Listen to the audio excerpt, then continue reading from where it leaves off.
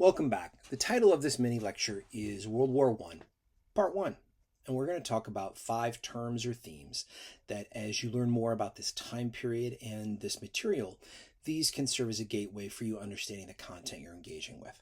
So, that being said, let's get into it.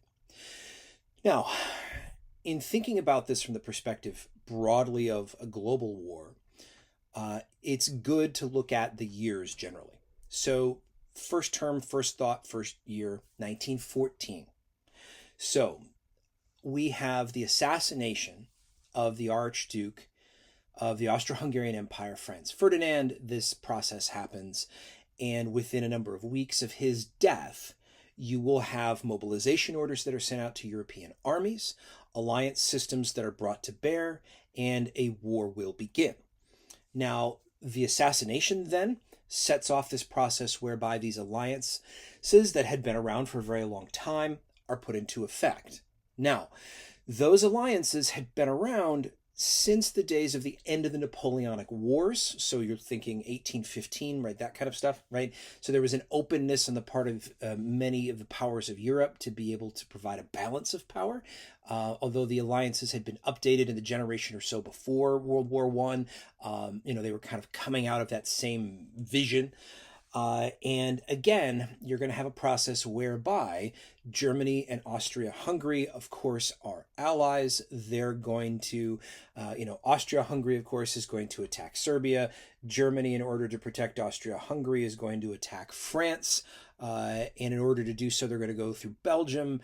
By doing that, they violate Belgian neutrality. That brings the British into the conflict.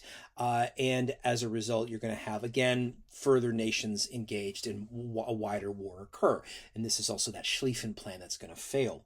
So by the end of 1914, you've got the failure of that first effort on the part of the Germans. You're going to have a stalemate to a certain extent, in the West with trench warfare. Really, that's really what that is.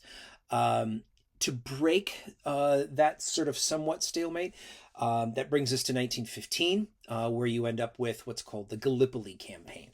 So this is the British. This is their invasion of the Ottoman Empire. This is the invasion of Turkey. That is a terrible failure with many, many, many casualties.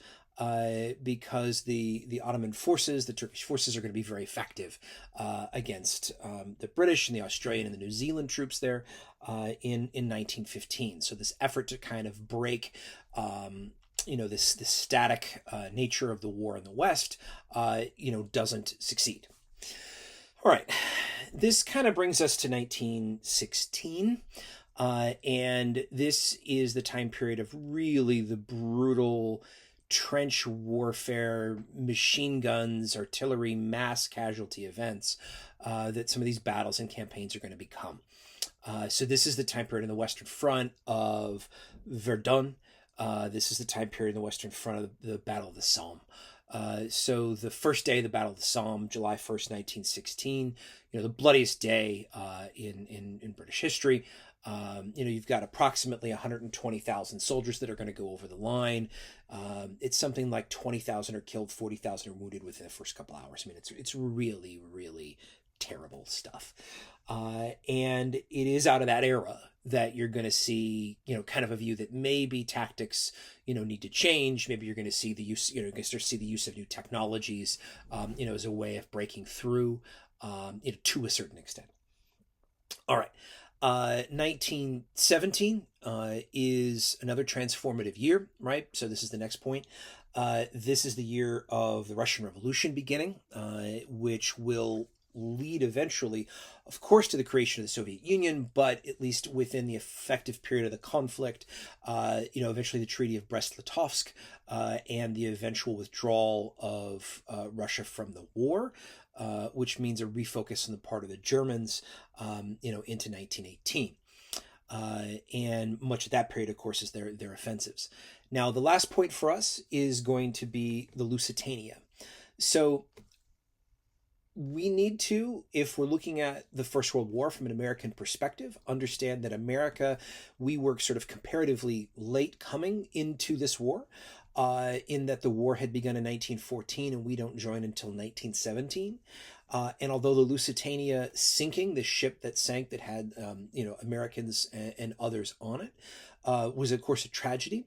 And this happens in early 1915. And what it does is it begins to shift public opinion, but it's not sort of similar to Pearl Harbor in that there's a direct entry into a war as a result. So early 1915, the Lusitania is sunk. This begins to shift public opinions in America, maybe towards involvement, against, sort of German, sort of use of U-boats and submarine warfare. But, again, it's not something that is leading us to an immediate entry into the First World War. Thank you very much.